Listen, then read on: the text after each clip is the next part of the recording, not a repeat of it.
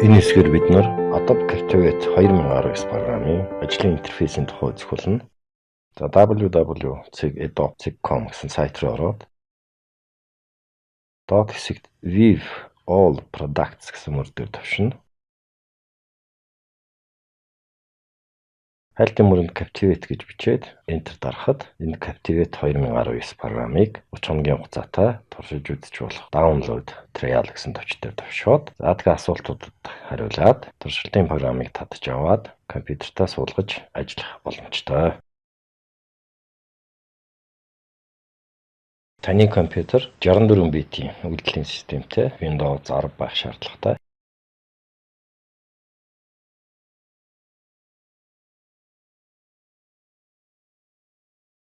Adobe Captivate 2019 программыг нээхэд Welcome буюу эхлэл цонх харагдаж байна.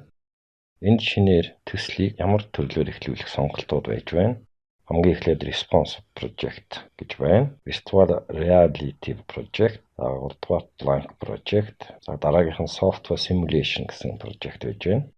Video Demo Project бас байх юм байна. PowerPoint-аас бас төсөл эхлүүлж болох нэ.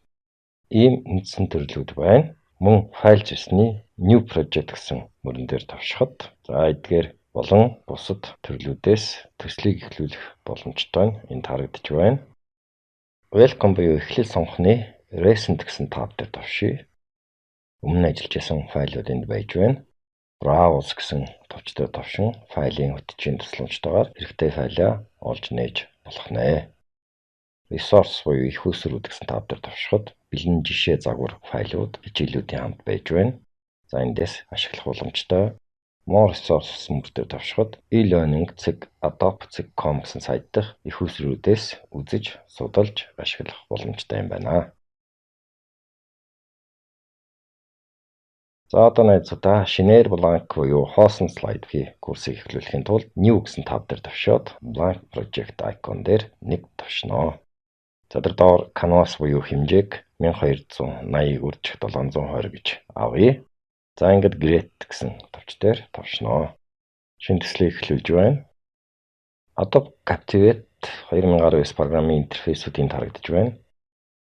За доор Timeline буюу хугацааны хуваар дээр нэг товшиход хугацааны хуваарийн панел гарч ирж байна. За буцаагаад нэг товшиход хураагдж байна. Баруун хэсэгт Properties буюу төлөв байдал шин чанарууд гэсэн icon дээр товшъя. За Properties панел маань гарч ирсэн байна. За түүний хажууханд Library буюу архив номын сан гэсэн icon дээр товшиход төсөлд ашиглагдах объект элементүүд энд жагсаасан байна. Stage буюу ажлын талбар тавцсан хэсэгт слайд руу объект элементүүдийг оруулах боломжтой байдаг. За stage маань том байгаа тул харагдцыг нь 100 гэсэн дэлгэдэг зэснээс Best Fit гэсэн мөрийг сонгож бүхлээр нь харах боломжтой. За цагаан өнгөтэй ажлын талбарын цаана бараан саарал дэвсгэр байж байна. За бэлэн болсон презентац нь болохоор энд бараан өнгийн дэвсгэр дээр харагдахгүй. Гэвч энэ бараан өнгийн дэвсгэр дээр төр зуур элементүүд объектуудыг байрлуулж болно. За зүүн хэсэгт Film Strip гэсэн нэртэй панел харагдаж байна. За энд слайдуудын жижигрүүлсэн хөрөг буюу thumbnail-ууд байж байна.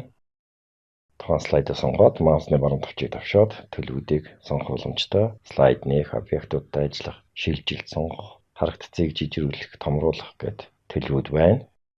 Өөр нэг слайд үсгээд слайдуудын байршлыг солих, дээр доор нь оруулах, за мөн duplicate буюу хувилах боломжтой.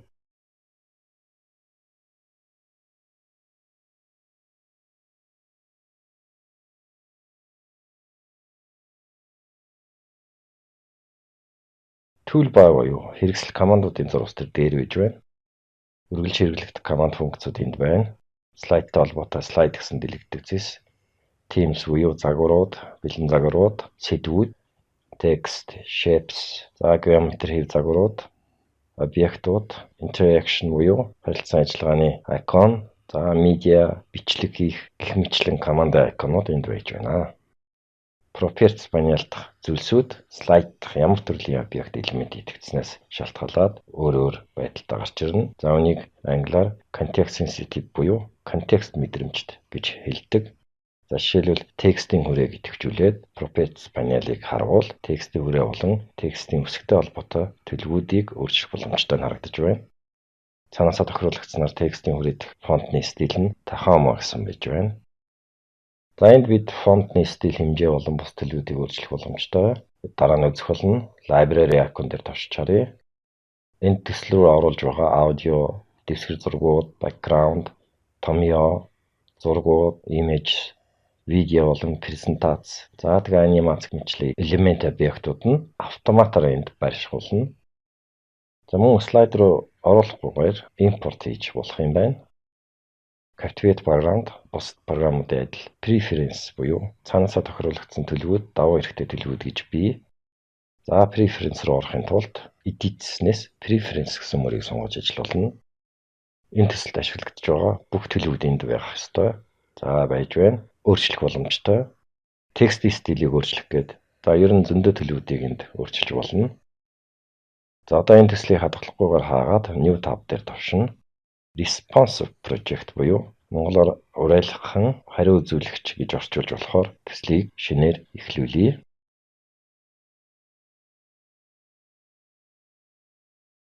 Ажлын талбарын харагдцыг багасгаж өгье.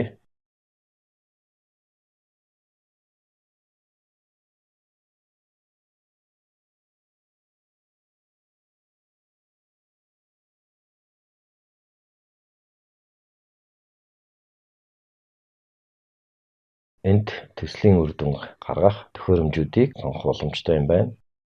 За iPhone, iPad, Galaxy гээд төхөөрөмжүүдээс сонголт хийн. Төслийн гаргац ямар байдалтай болохыг эндээс харж болно.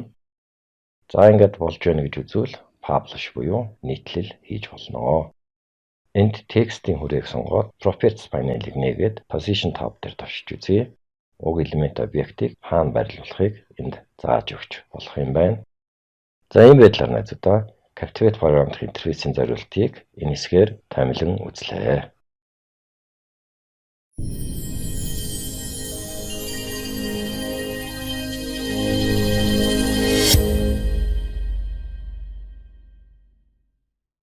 Одоо энэ курс хичээлийн турш хийх төслийн таймыг үзье.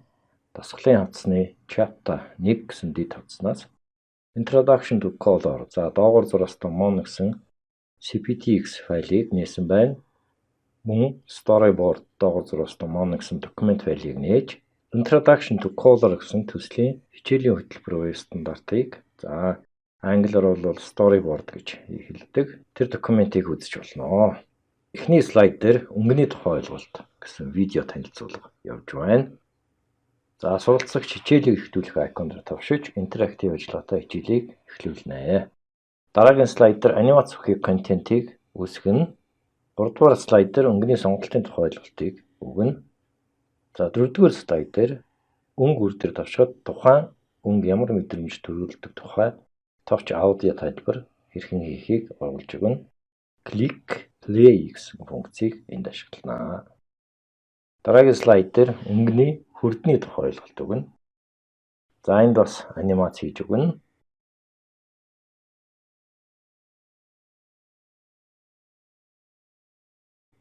Дараагийн слайд дээр өнгө, тone, цайрал, сүйдрэлтийн тухай анимац үүсгэнэ. Дараагийн слайд дээр drag and drop буюу чирч явж, зөөж явж байршуулах гэсэн функцийг ашиглаж өөр өнгө хэрхэн бий болдог тухай сонирхолтой интерактив ажиллагаатай үзүүлэн бэлдэх болно. За энэ слайдаас эхлээд Adobe Color CC ашиглан дижитал бүтээлд өнгөний цуглуул. За англиар Color Swatch яаж хийхийг сурцгаана. Үүний тулд програмын симуляц яаж хийхийг сурна. Өнгөний цуглуул үүсгэх симуляцыг алхамаар үүсгэхийг үзнэ. За мөн YouTube сайт дээр Adobe Color CC дээр өнгөний цуглуул үүсгэх тухай видеог embed буюу шигтгсэн байдлаар оруулж өгнө. Курс хичээлийг дүнгийн слайдын дараа бид үзэл судалсан мэдлэгээ шалгуулах сорилын асуултуудыг бэлтгэх болно. Төгсгөлийн слайд дээр гүнзгий эрүүлэн судлах эсвэл хичээлээс гарах товчнууд хийж өгнө.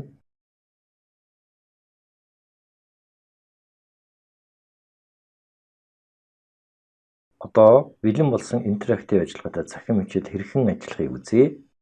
Интерактив ажиллагаатай цахим хичээлийг хэд хэдэн байдлаар нийтэлж болдог. За эндээс 1-2-ыг үзье. Энд Flash тоглуулагчийн тусламжтайгаар бие даасан SWF файлыг тоглуулж байна. 2020 оны 12 сарын 31-ээс хойш флашийг интернет хүчүүд албан ёсоор дэмжихээ болж байгаа учраас энэ хувилбарыг өөрийн компьютерт локал байдлаар ашиглаж болно. Интернет хүчтэй ямар байдлаар гарахыг харъя. За index HTML файлыг сонгоод маусны баруун төвчийг тавшаад Firefox чиг сонголоо.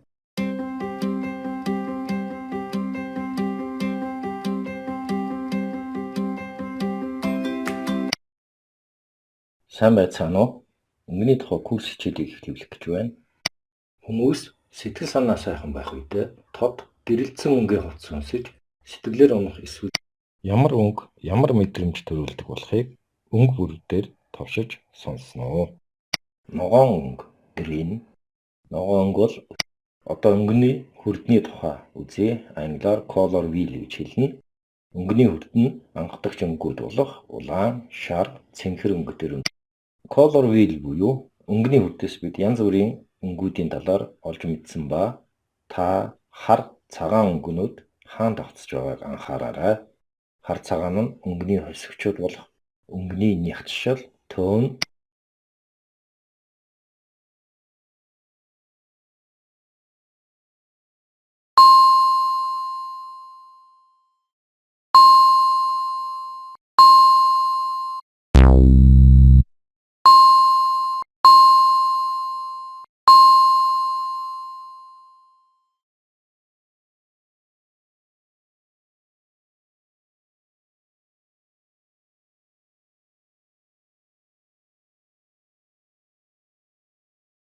өнгөөр баялаг энэ ертөнцид өнгөний хүрд болон өнгөний нэр томьёонуудын тухай ойлгож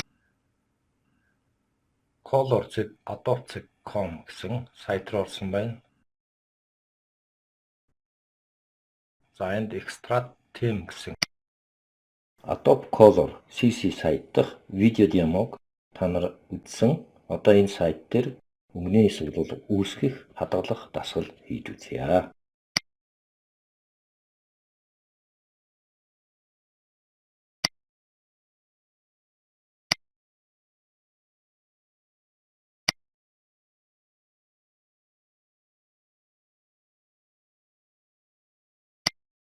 Сайн байна. Одоо Adobe Color өнгөний цуглуулгууд бусад Adobe Creative Cloud бүтээгдэхүүнтэй хэрхэн зохицож ажилладаг тухай доорх линк дээр туршиж үзнэ үү.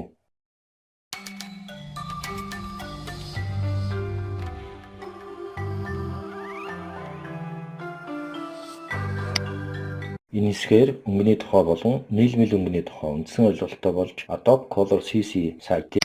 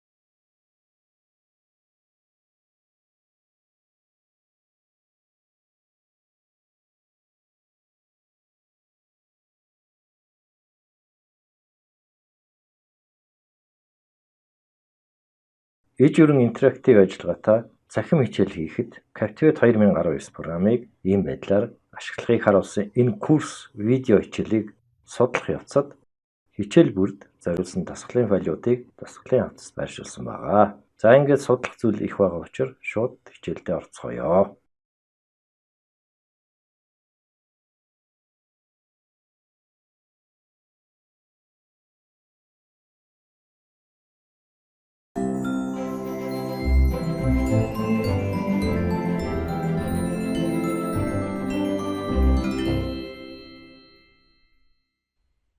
За Adobe Captivate програм дээр шинээр төслийг эхлүүл. За ингийн тулд бид нар шинээр blank slide үүсгэх ёстой.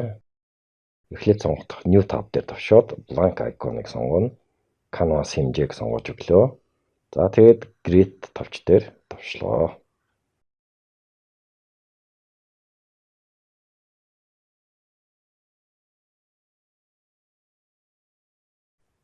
Харагдцыг Best Fit гэсэн төлөв дээр сонгож өгье. Timeline панел болон Properties панелуудыг нээж өгөх хэрэгтэй. Энд текст оруулах гарчгийн текстэн хүрээ бэлэн байж байна. PowerPoint програм дээр текст оруулах үйл ажиллагаатай төстэй гэж хэлж болохоор байна. За текстийн хүрээ дээр нэг товшъя. Properties буюу шин чанарын панелд тексттэй холбоотой функцүүд сонголтууд бий болсон энд харагдаж байна. За эсвэл энэ текстийн хүрээг идэвхжүүлээд delete хий. Тэгээд командуудын зурвасаас текст гэдэг дэлгэдэг цэснээс text caption гэсэн мөрийг сонгож өгье. Слайдын төвд текстийн хүрээ бий болсон харагдаж байна. За баруун хэсэгт шин чанарын панелаас Arial font стилийг сонгож өгье. Дээр нь хоёр товшоод өнгөний тухай ойлголт гэсэн бичиглэлийг монголоор бичиж өгье.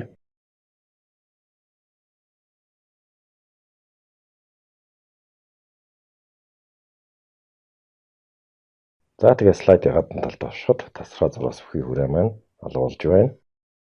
Stage буюу ажлын талбар дээр ийш тийш нь зөөж чирчээ явуулж болно. Ингийн тулд дээр нэг товшоод маусны товчийг дарангаа чирч зүүн дээд буланд байрлуулъя.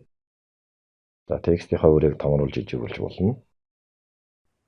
Одоо Properties буюу шин чанарын панел дахь Style гэсэн хэсгийг харъя. За Style гэсэн хэсгийг харъя. Caption Type гэдэг дэлгэдэг цэснээс текстийн хүрээний стилүүдийг сонгох боломжтой юм байна. За цаанаасаа тохируулснаар транспарент байж байна. За бусад стилүүдийг сонгох боломжтой нь харагдлаа. За текстийн хүрээгээ call out хэлбэрлэлөө хуургаж болох юм байна. Character гэсэн хэсэгт үсгийн фонт хэмжээ болон бусдад өөрчлөлтүүдийг хийх боломжтой. За үсгийн фонт маань Web Safe Fonts гэсэн хэсэгтэй юм байна. За энэ фонтууд нь болохоор HTML5 гэсэн формат зориулсан төсөл хэрэглэхэд тохиромжтой. За дараагийнх нь хэсэг нь болохоор системийн фонтууд байж байна. Arial фонтыг сонгоцсон байж байгаа. За үсгийн хэмжээг 50 point болгож өгч болж байна.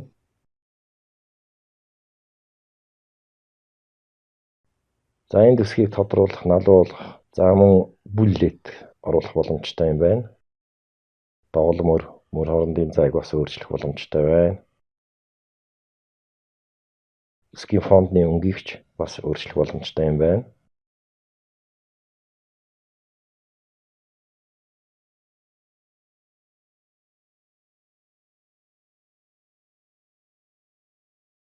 За highlight буюу гэрэлтүүлэлт болон бусад эффектүүдийг оруулж өгөх боломжтой. За жишээлбэл хөгцөн хэр хүрээг оруулж өгье.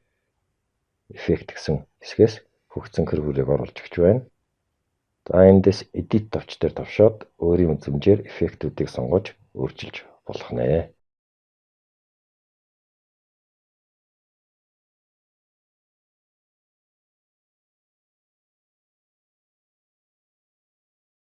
За энэ бий болгосон эффектээ save товч дээр товшоод хадгалах боломжтой юм байна.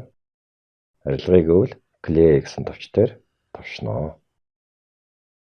За захын хүрээ буюу margins мөн сүйдэрлэлт, ойлт зэргийг хийж өгөх боломжтой юм байна.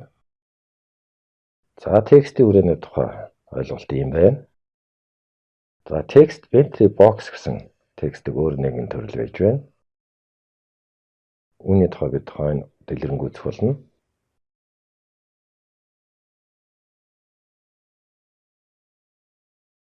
Text animation буюу хөдөлгөөн текст гэж бас нэг төрөл байна. За энэ дээр товший текст гэсэн хэсэгт оруулах текстээ бичээд хэмжээг нь 50 point дээр аваад ок гэсэн товчийг товшлоо.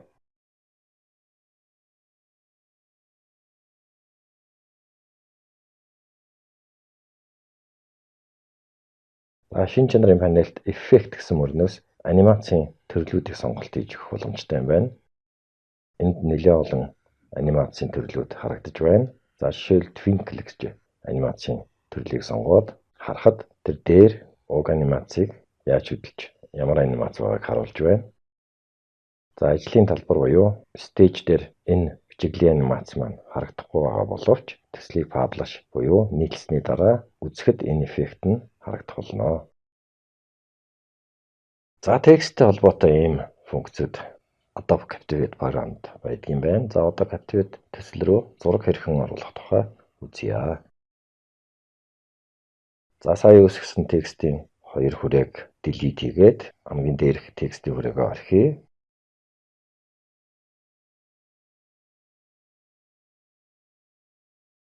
За одоо media гэж доош хад дэлгэгдсэнээс image мөрийг сонгоё. Дасгалын хавцснаас chapter 3 гэсэн дэд хавцыг нээ. За энд graphics гэсэн хавцснаас people.png файлыг сонгож open гэсэн товч дээр товшъя.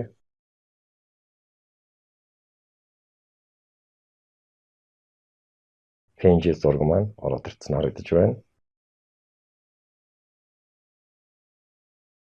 Баруун талд байх шинэ чанарын панелаас edit image гэсэн товч дээр товшъя. За энд гэрэлтүүлэлт, тодролт, контраст, за нэгт харагдалтын альфа тохируулга, за hue буюу өнгө, saturation буюу нэвчилт, ханалт гэсэн тохируулгууд энд харагдаж байна.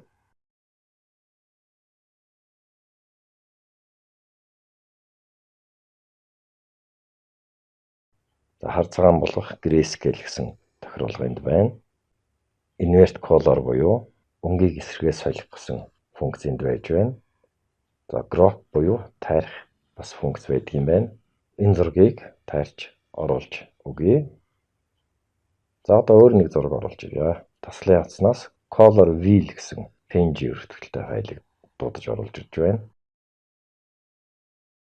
Дахиад өөр нэг зураг бас оруулж ирье. iPad and books гэсэн JPEG өртөгтэй файлыг оруулж ирье. За энд хэмжээ нь маш том байгаа учраас ажлын стейж буюу талбар руу ороод ирсэн. Тэгвэл зөвхөн зах хязгаар нь харагдаж байна. За бүхлээр нь стейж руу оруулж ирэхин тулд fit to stage гэсэн товч дээр товшиж ажлын талбарт тааруулж өгч байна. За ийм байдлаар том хэмжээтэй файлыг fit to stage гэсэн товчны тусламжтайгаар тааруулж тохируулж оруулж ирж болох нэ. За бид нар PNG JPEG файлуудыг оруулж ирсэн бол одоо vector файл буюу SVG гэсэн файлыг оруулж ирье. Ингээд бол шинээр слайд үсгээд media дэлгэгдсэнээс SVG гэсэн мөрийг сонгоно.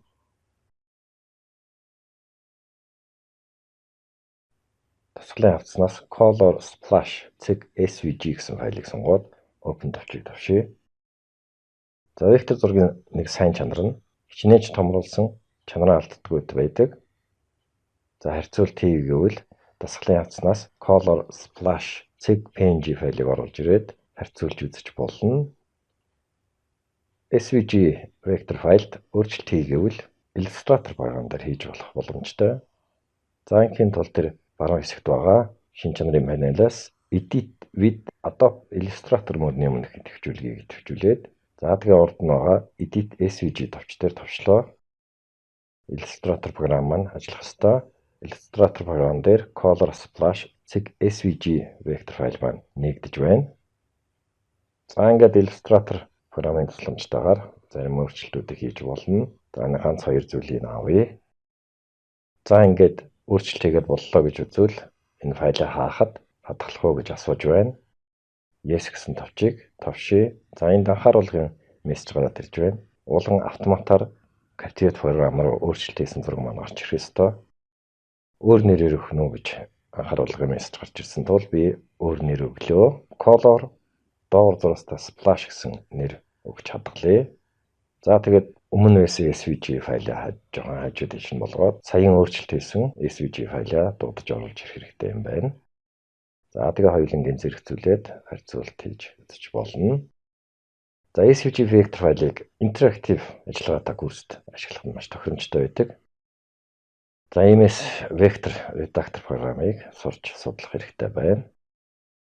За одоо Captivate програмд байдаг character image гэж ойлголтын тухай үзье. Характер зургийг оруулах боломжтой юм байна. Captivate програм нь шинээр слайд үүсгэе.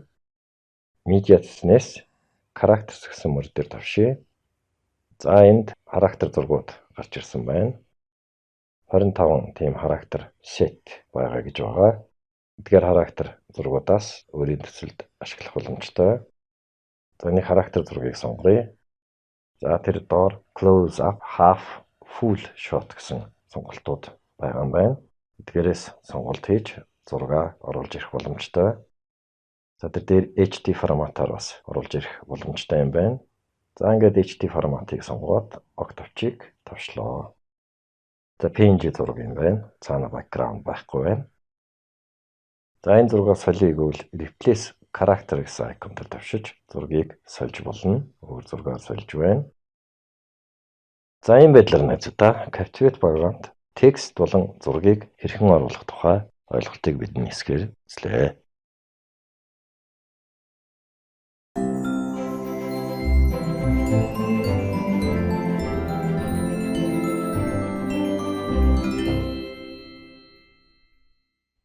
Captivate програмд shape нь үндсэн объектуудын нэг гэж явдаг ба shape-ийг өөр хэлбэр рүү хувиргах боломжтой байдаг. За ямар хэлбэр рүү хувиргаж болох вэ гэхээр shape-ийг text caption, graphic, roll of object, button буюу товчуулган хувирах боломжтой байдаг. Captivate програм руу shape буюу geometry хэвдэрсийг оруулахын тулд бид нар shapes гэсэн дэлгэдэг цэснээс сонголтын stage дээр зурнаа. За манай тохиолдолд call out shape-ийг сонгоод stage дээр маузны товчийг товшин дарангаа хэмжээг нь тааруулж тохируулад маузны товчоо суллнаа. За тэр шар дөрвөлжинг ийш тийш нь чирч үзүүрийг зөөх боломжтой.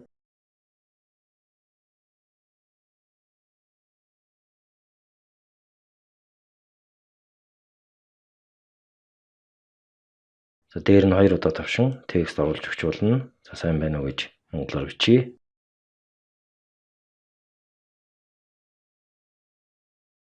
Текстийн стил болон бус өөрчлөлтийг баруун хэсэг дэх properties буюу шин чанарын панелаас хийж болно. Call out буюу geometry хэлбэрийн өнгийг бас өөрчилж болно.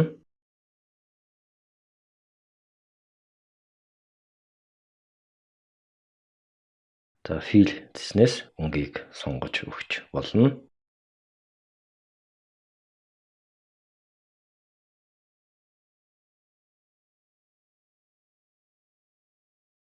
Gradient буюу уусмал стилийг solid гэдэг дэлгэгдэх цэснээс сонгож өгөх боломжтой.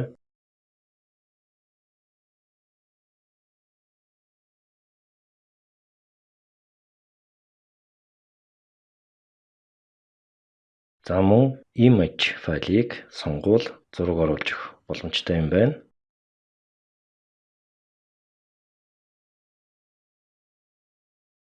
Shape дотор зураг оруулж өгөөд дараа нь shape-ийг товч буюу button болгож хувиргаж болно. За энэ тухай дараагийн хичээлүүд дээр үзэх болно.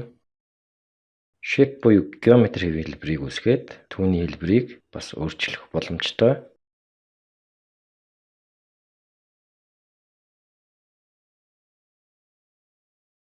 За одоо өөр нэг хэлбэрийг оруулж ирье.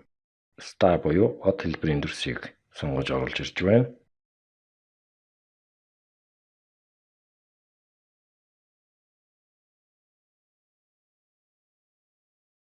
За энэ дэрсээ идэвхжүүлээд маузны баруун товчийг тавшия. За эндээс convert to freeform гэсэн командыг сонгоно. Чөлөөт хэлбэр рүү хувирах гэсэн команд байж байна. Од хэвдэрсийг бий болгосон points буюу цэгүүдийн тарагдж байна. Жижиг дөрвөлжин хар дөрвөлжингүүд байна. За жоохон томруулж өгч болох юм. За нэг дөр үлчин дээр нь тавшъя. Энд 2 ногоон зураас бүхий 2 улаан жижиг дөр үлчин бий болсон харагдаж байна. За та вектор зургийн програм дээр ажилладаг бол үүнийг бараг мэдж байгаа бах. Хар дөр үлжинг бид нар анкор буюу тулгуур цэг, anchor цэг гэж ярьдаг. Харин ногоон зураас бүхий 2 улаан дөр үлжин control handles буюу мөрийн хэлбэрийг өөрчлөх цэгүүд гэж нэрлэдэг. За энэ улаан цэг дээр маузын тавчиг дарангаа ийш тийш нь чирхэд зураасны хэлбэр, ном хэлбэр маань өөрчлөгдөж байгаа нь харагдаж байна. За энэ техник бол вектор зургийн гол функц байдаг.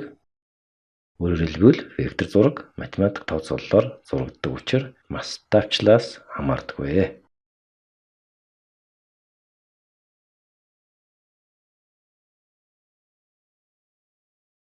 Энд өөрчлөлтсөн шипийн хадгалъя гэвэл шин чанарын панелаас custom гэсэн хэсэг дэх доош харсан жижиг гурвалжин дээр тавшина. Эндээ save command-ыг сонгоод нэрээ өгч хадгалж болно. За фаны star гэсэн нэр өгөөд хадгаллаа. За одоо энэ өөрчлөлт хийсэн geometry хэв заагвар маань shapes гэсэн зэс рүү ороод ирсэн байх ёстой. Энэ харагдаж байна. За сонгоод stage руу оруулж ирж болно. Шинээр shape үүсгэе гэвэл polygon гэсэн хэвлэлбэрийг сонгоод ямар дүрс үүсэхээ зураад сая үзсний дагуу нэр өгөөд хадгалах боломжтой.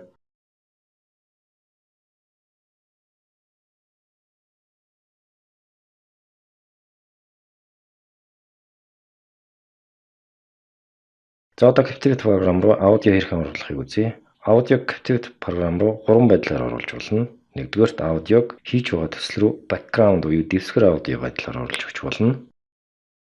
Хоёрдугаарт аудиог слайд руу attach буюу хавсралт байдлаар хийж өгч болно. Гуравдугаарт аудиог objected attach буюу хавсралт байдлаар хавсгаж өгч болох нэ. За эдгээр гураас гадна аудиог action буюу үйлдэл функцийн тусламжтайгаар trigger буюу сэлгэн залах байдлаар оруулж өгөх боломжтой. За эхлээд background байдлаар яаж оруулахыг үзье. Инхийн тулд audio гэсэн зэс дээр товшоод import to мөрнөөс background command-ыг ажиллуулна. Туслахын 3 дугаар хавцснаас audio data хавцснаас bg доогуур зураас audio zig wave гэсэн файлыг сонгож дуудаж байна. За open товчийг товчлоо. Audio зориулсан нэмэлт сонгох гарч ирсэн байна. Options буюу сонголтууд хувилбарууд байж байна. Background audio тул за хамгийн эхлээд чанга сулын тохируулъя, сулж өгье. За энд fade in, fade out буюу айчмар чанга сулрах гэсэн тохируулга байж байна. Loop audio буюу дахин тоглоулах сонголт байна. Төсөл дуусангууд зогсох гэсэн сонголт байна. За дууралтын чанга сулыг тохируулах тохируулгууд байж байна. Захин хичээл background audio нэх ашиглаад байдгүй. Гэхдээ ашиглах бол дууралтын төвшинг багаар хийж өгвөл зохистой байдаг. Манай тохиолдолд чангаруулалтыг нь багасгаад save тавч дээр тавшъя. За close тавч дээр тавчлаа. За энд library буюу номын сан гэсэн панелыг нээж харуул bg доогуур зураастай audio гэсэн файл ороод ирсэн харагдаж байна.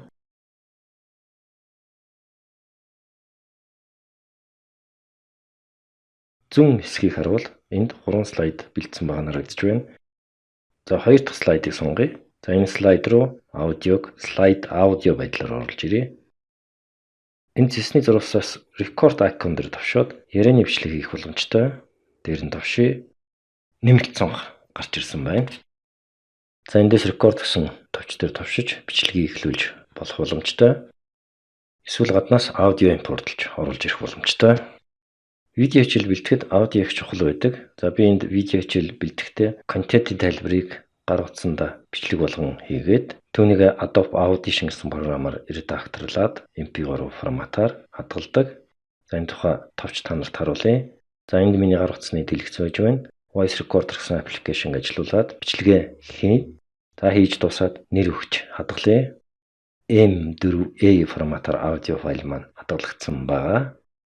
За ингээд гар утсаа компьютерт холбоод сая бичлэг хийсэн аудио файлаа компьютерт оруулсан байна. За одоо энэ narration доогуур зураастай mon цэг M4A гэсэн формат өгөх аудио файлыг MP3 болгох хэрэгтэй. Мөн шууганыг дарах болон чангаралт сулралтыг тохируулахын тулд би Adobe Audition гэсэн програмыг нээсэн байна.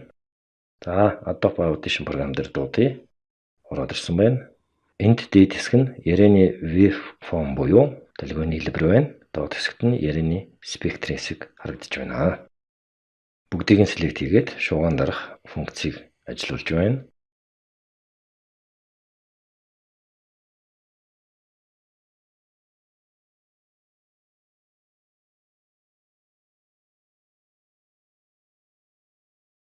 Дууралтын төвшинг дээшлүүлж, доошлуулж болно.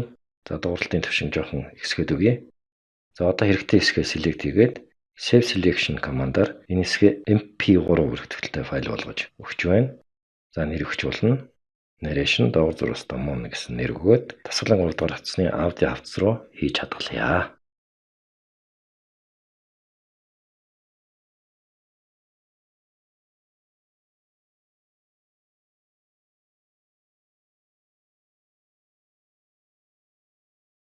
За одоо Captivate програмаас энэ бэлдсэн MP3 файлаа дуудаж оруулж ирээ. 2 дугаар слайдаа идэвхжүүлээд Audio Import Options гэсэн нэмэлт цонх гарч ирсэн байна.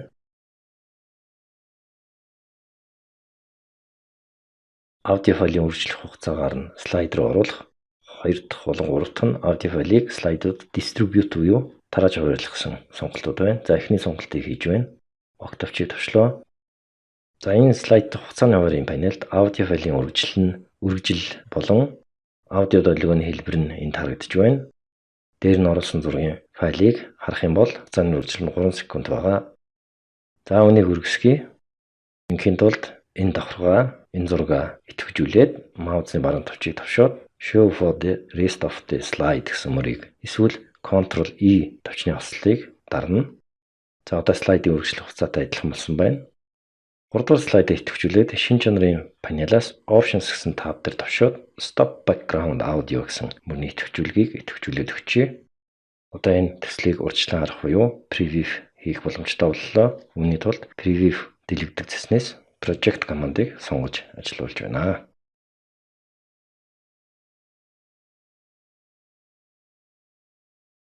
За эхлээд дэвсгэр хөгжим яваад 2 дахь слайд дээр миний тайлбар яриа орж ирж байна. 3 дахь слайд дээр background буюу дэвсгэр хөгжим маань зогсолт хийж байна. Бид одоо Adobe Captivate програм руу гаднаас аудио файлыг хэрхэн оруулах тухай үзэж байна.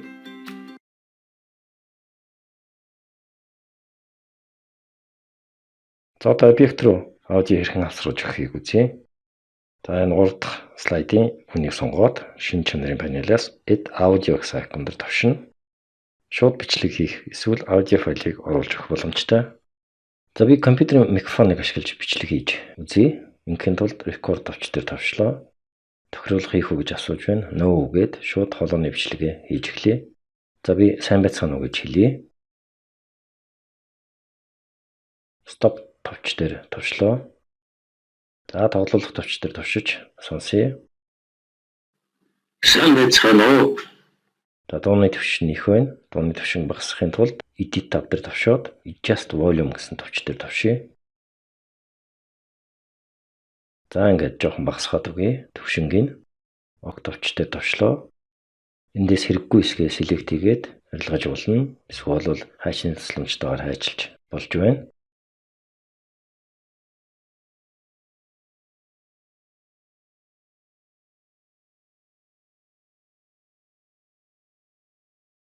За silent буюу чимээгүй хэсэг оруулах бол энэ айкон дээр тавшаад хугацааны үргэлжлэлийг өгнө.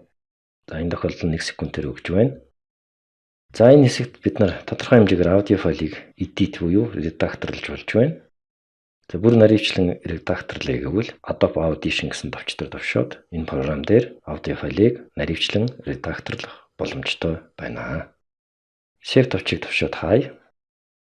За ийм байдлаар найзуудаа бид энэ хэсгээр shape буюу геометр хэв загварыг хэрхэн оруулах тухай үзлээ. За мөн Captivate төсөл рүү аудиог ямар аргаар оруулахыг үзэж дуслаа.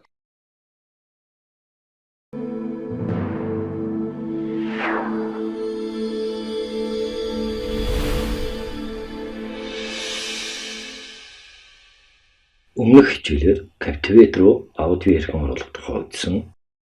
Text to speech буюу бичсэн текстийг англиар унших автомат функцийн тухай ойлголтыг орхигдуулсан тул эхлээд энэ ойлголтыг үзчихье. За хоёр байдлаар Captivate руу энэ функцийг оруулах боломжтой. Эхнийх нь speech management функцийг төслийг бүхэлд нь хамрахаар, хоёр дахь нь зөвхөн тухайн слайд руу хэрэгжүүлэх байдлаар ашиглаж болох юм байна. За эхний ойлголтыг үзье. Audio дээр тавшаа speech management мөрийг ажилуулна. Speech management нэмэлт гарч ирсэн ба энэ төсөлд байгаа бүх слайдууд энд харагдаж байна. Аль слайд руу оруулахаа сонгоод нэмэх тэмдэг дээр тавшин Enter TTA text гэсэн хэсэгт текстийг бичиж оруулна.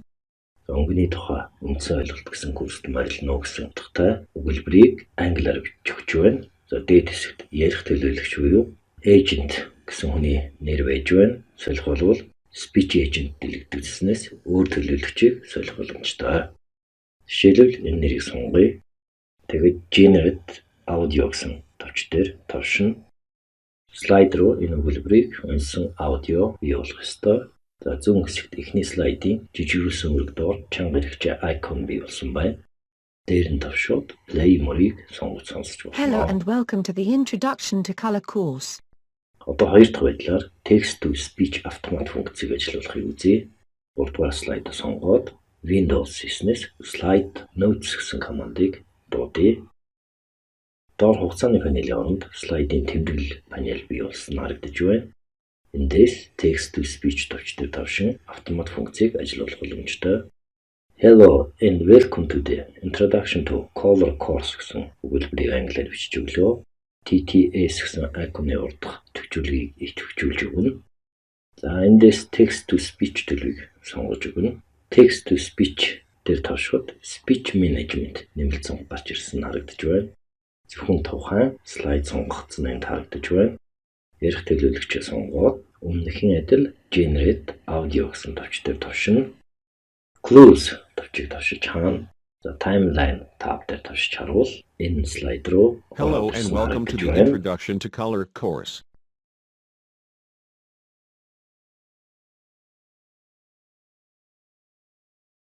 Одоо видео хэрхэн оруулах тухай ойлголтыг үзэж эхлэе. Media дэснээс видео мөрийг сонгож ижилүүлнэ. Insert video гэсэн төсөл зон гарч ирсэн ба event video, slide video гэсэн хоёр төлөвийн тарагдж байна. Event video бие даасан хамааралгүй гэж хэлж болох видео ба слайд дээр өөрийн play by буюу тоглуулагчтайгаа очирдаг. Slide видео нь Captivate програмын тоглуулагчтай байдаг ба слайдуудад тарааж байрлуулж болдог. За эхлээд event видеог сонгоё. Browse товч дээр тавшин тасгалын 3 дугаар хавцны видео гэсэн дэд хавцнаас видео зэг MP4 файлыг сонгоод open товч дээр тавшлаа. За дараа нь OK товч дээр тавшин видео ороод ирсэн харагдаж байна. Харагдцыг багасгах шаардлагатай бол багасгаж болно.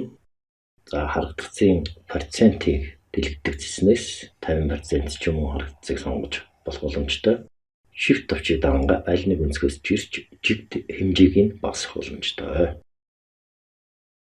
Энд play by буюу тоглуулагчийн зарим хяналтууд харагдаж байна. Тоглуулах, зогсоох, төр зогсолтын товчнууд байна. Мөн аудио хяналтын icon харагдаж байна. За баруун талд skin мөрдөх дэлгэдэгдсэнээс өөр тоглуулагчийн хэлбэрийг сонгох боломжтой. Тоглуулагчийн хяналтын товчнууд хэрэггүй гэж үзвэл no гэсэн сонголтыг хийж болно. За энэ тохиолдолд auto play буюу автоматар тоглуулах идэвхжүүлэг ажиллагаагүй болсон харагдаж байна. Auto rewind-ийг бас идэвхжүүлж болно.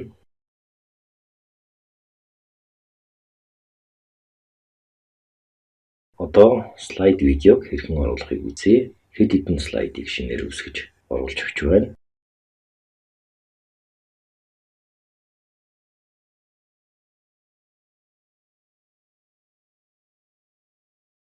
За media дэснээс видео сонголтыг хийгээд слайд видео төлөвийг сонголоо. Өмнө сонгосон видеогоо оруулж ирье.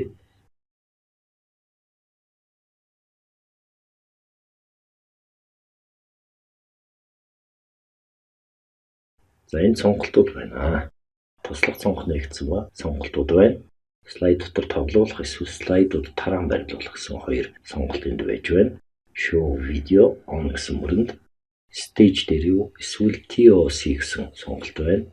За stage дээрхийг сонгоно. 5-аас 9-р слайдууд тараан байрлуулъя.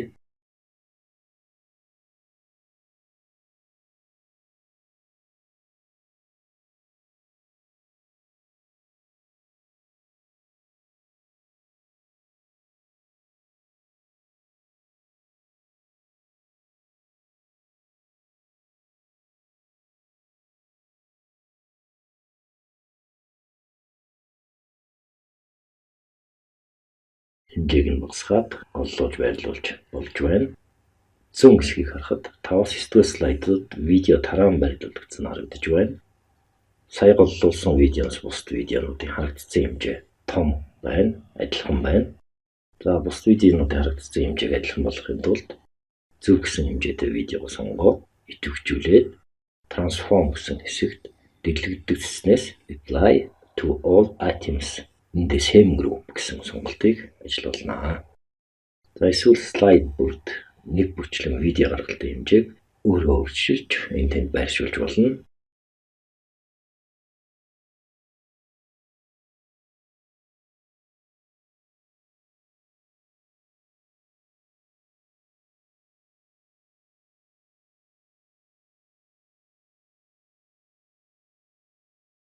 За ингээд өөрчлөөд байршуулад дууссаны дараа ямар болсныг тоолуулж үзье.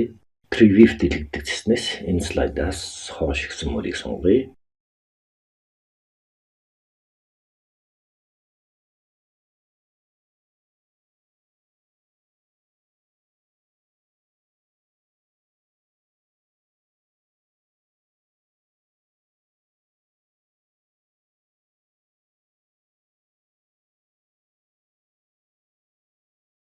Одоо Captivate програм руу анимац гаднаас хэрхэн оруулах тухай ойлголтыг үзье. Media дэлгэгдэх цэснээс харвал Animation ба HTML5 Animation гэсэн хоёр сонголт байна. Animation сонгол SWF GIF файлуудыг оруулах боломжтой. HTML5 Animation сонгол OAM zip бүртгэгдэлтэй файлуудыг оруулах боломжтой харагдаж байна. Эхний энгийн анимацыг оруулах сонголтыг хий. Дасгалын 3 дугаар хатсны Animation дээр тавцснаас Color Splash цэг SWF файлыг дуудъя. Зүүн дэд болонд байрлуулъя. Мөн HTML5 Animation сонголтыг хийгээд Color Splash цэг OAM гэсэн бүртгэгдэлтэй файлыг дуудаж байна. За Open товчийг тавьчлаа. Баруун доод болонд авчиж байрлуулъя. За одоо үргэлжлэн харах буюу Preview функцийг ажиллуулж ялгааг нь олж харъя. Инхийн тулд эхлээд энэ слайдаас бусад слайдуудыг сонгоод төр зур hide буюу нулт хийж өгч байна.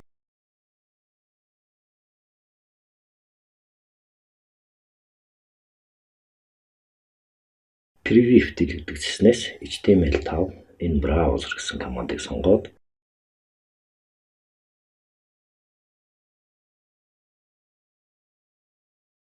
харуул зөвхөн HTML5 анимац нь ажиллаж хөдөлж байна.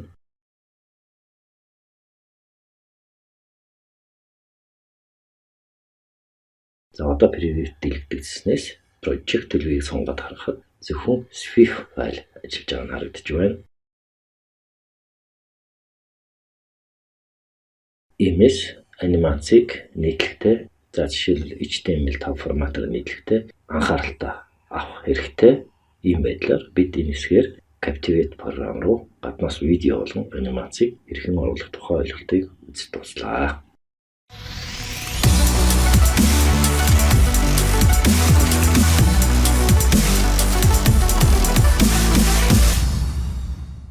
Энэ хэсгээр бид нэмэлт туслах элементүүд button буюу товч, мөн click box буюу товчлолтын хүрээний тухай үзэх болно. За мөн shape-ийг яаж товч руу хувирах тухай ойлголтыг үзэх болно. Captivate програмд цахим зургалтын контент үүсгэхэд зориулсан цаанаасаа суурилуулсан нэмэлт туслах элементүүд байдаг. Эдгээрийг ашиглах нь хялбар, хурдан байдлаар контент үүсгэх боломжийг өгдөг. Эхний assets буюу нэмэлт туслах элемент бол themes буюу бэлэн сэдвүүд, загварууд байна. За энэ themes буюу бэлэн загваруудын тухай бид эх хичээлүүд үзэх болно. Дараагийн asset буюу туслах элемент бол interaction буюу харилцан ажиллагааны зэсдэх learning interactions гэсэн функц байна.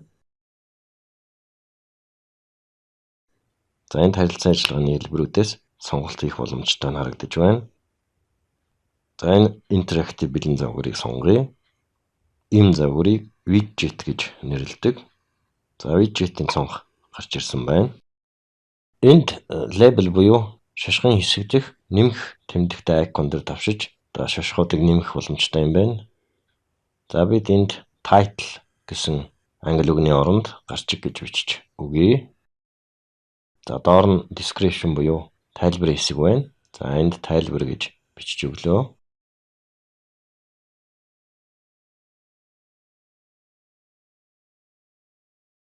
За энэ label буюу шашгын нэрийг өөрчлөе. Агуулга гэж бичиж өглөө. Энэ шашганд харгалзан текстүүдийг оруулах боломжтой энд харагдаж байна. За жишээлбэл хичээлийн сэдвийн товч агуулга гэх мэтээр оруулж өгч болох юм. За ингээд туршиж үзье. Ог товчийг товчлоо. За одоо preview байдлаар харахаас өмнө click blocks буюу нэг pause авах interactive хөрөө оруулж ирье. За энэ тухай бид нар хойно үзэх болно. За тайлбар текстүүдийг авч байна.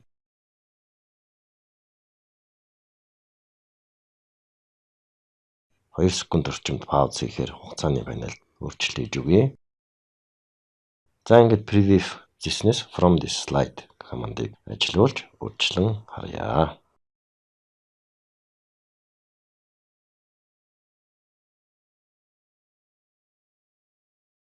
За ийм байдлаар бид нар бэлэн widget-ийг ашиглаж интерактив үзүүлэн хийх боломжтой нь харагдлаа. За одоо өөр нэг asset-ийг харъя. Assets icon дээр давшихад My Assets гэсэн нэмэлт цонх нэгдсэн байна. Category гэсэн хэсгээс бэлэн характер зургуудаас сонголт хийн оруулах боломжтой. Мөн характерс табаас гадна Media, Projects, Teams гэсэн табууд дээр тус товшин сонголт хийж болно. За энд онлайн горимд Free e-learning assets гэсэн цуглуулгаас бэлэн нэмэлт элементүүд, төслүүд даунлоод хийж авах боломжтой. За Adobe Captivate Assets Library гэсэн сайт энд гарч ирсэн байна.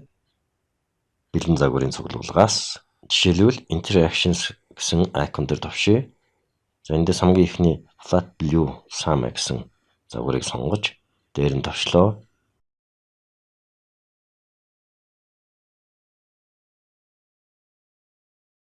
За нийлээд олон бэлэн загварууд энд харагдаж байна. Quiz гэсэн загварыг сонгож татаж авъя. Download гэсэн icon дээр давшлоо.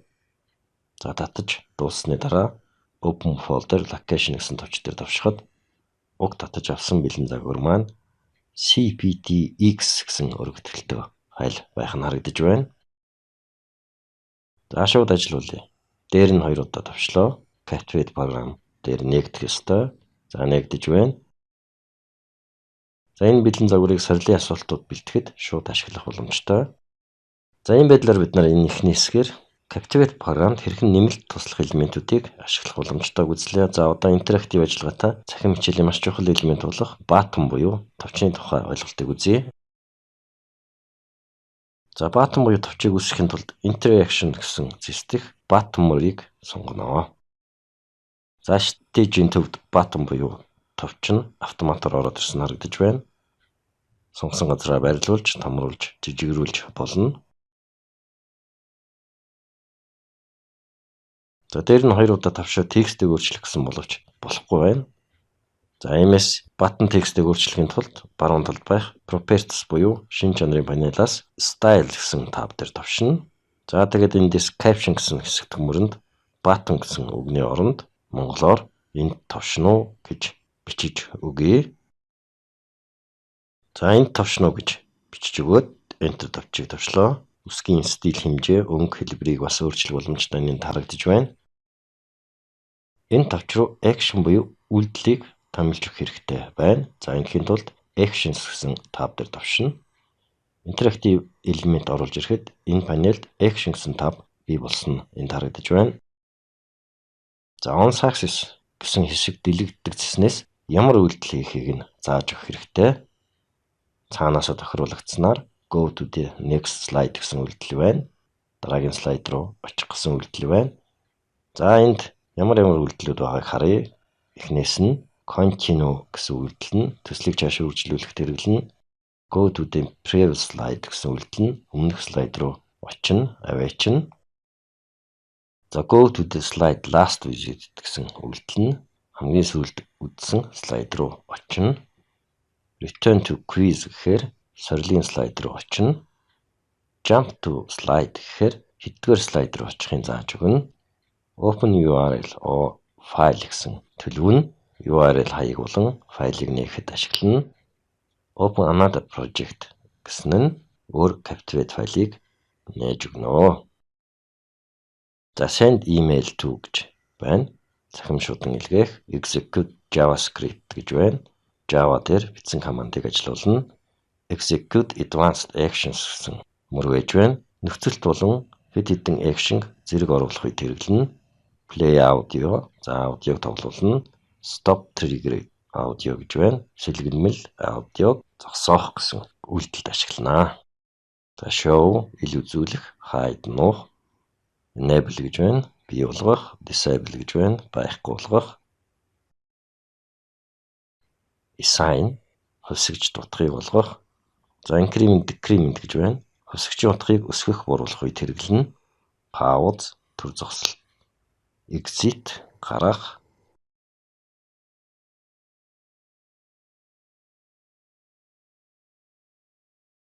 За show TOC гэж байна.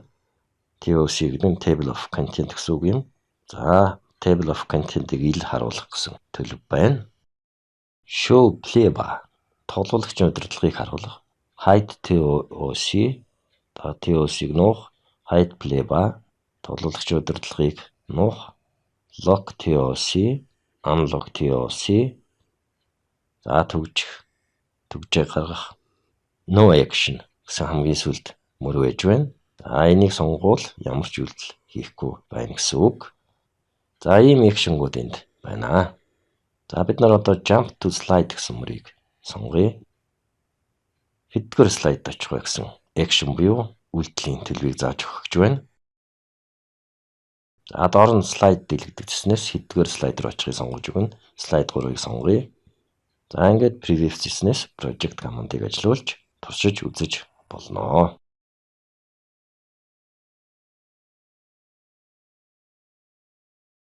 За энэ товшно гэсэн товч дээр товшоход 3 дугаар слайд руу очиж байна. За 3 дугаар слайд дээр цулгуу хуваалсан байна. За одоо stage дээрх энэ сая өсгсөн товчоо duplicate буюу хуулия. За инхийн тулд Ctrl D товчны ослыг дарна. Үсгсэн энэ товчоо доош нь барилуулад стил гэсэн тав дээр товшоод caption хэсэгт өнгөний диаграммыг нуух гэж бичиж өгье. За font стилийг Arial-аар авъя. Үүсэх гарахгүй гэж магадгүй.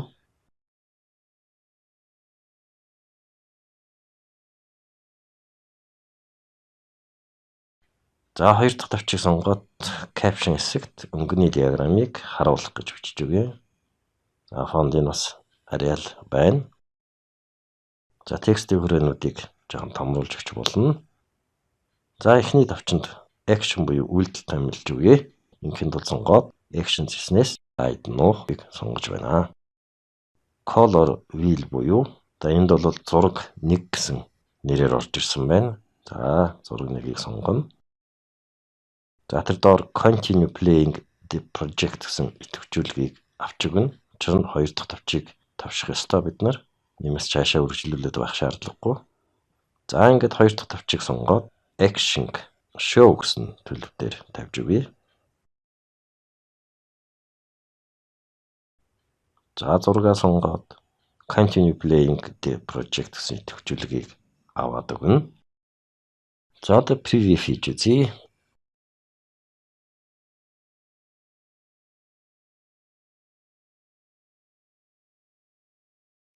За өнгөний диаграммыг нуух гэсэн товч дээр товчлоо. Диаграмм байхгүй болж байна. Өнгөний диаграммыг харуулах гэсэн товч дээр товчлоо. Өнгөний диаграмм маань харагдаж байна. За одоо бид нар click box гэсэн элементийн тухай үзье. Click box гэдэг нь товчлтын хүрээ гэсэн үг юм. За товчтой адилхан боловч transparent буюу нэвт тунгалах байдалтай байдаг. За бид нар энэ өнгөний диаграмын шар хэсэгт click box-ыг үүсгэж өгье. Инхэнд бол interaction гэснээс click box командыг ажиллуулнаа. За шар хэсэгт авчи. Success файлаар hint гэсэн текстүүдийг арилгахын тулд display хэсэгт success файлаар hint гэсэн мөрний урдах идэвхжүүлгийг авч өгч байна. За одоо энэ click box-д action томлох боломжтой болж ирж байна. За click box ийм үүрэгтэй байна. За одоо өөр нэг ойлголт үзье. Өмнөх хичээлүүд shapes буюу хэв загварыг хэрхэн үүсгэхийг үзсэн. Shape-ийг button буюу товч руу хувирах боломжтой. За ингэхийн тулд shapes дэлгэдэг цэснээс тэгшинцэх загварыг сонгож stage дээр зурж өгье. За дээрх товчнод бас ялгаатай тэгшинцэх дээр шууд 2 удаа давшихад текст бичих боломжтой нь энд харагдлаа. За shape товч гэж текст бичиж өгье. Шин чанарын панелд өнгө хэлбэр гэх мэт өөрчлөлтүүдийг хийж өгөх боломжтой. За бид нар товч руу хувирахын тулд тэр use a button гэсэн мөрний урдах идэвхжүүлгийг хийж өгөх ёстой. За хийгээд өглөө. За ингэхэд доор нь action гэсэн тав шинээр бий болсон харагдаж байна. Ингээд цаашаа action буюу үйлдэлийн төлөвийг томилж өгөх боломжтой. За ийм байдлаар найзуудаа бид энэсгээр нэмэлт туслах элементүүд харилцан ажиллагааны гол элемент болох button буюу товчны тухай ойлголтуудыг үзэж дуслаа.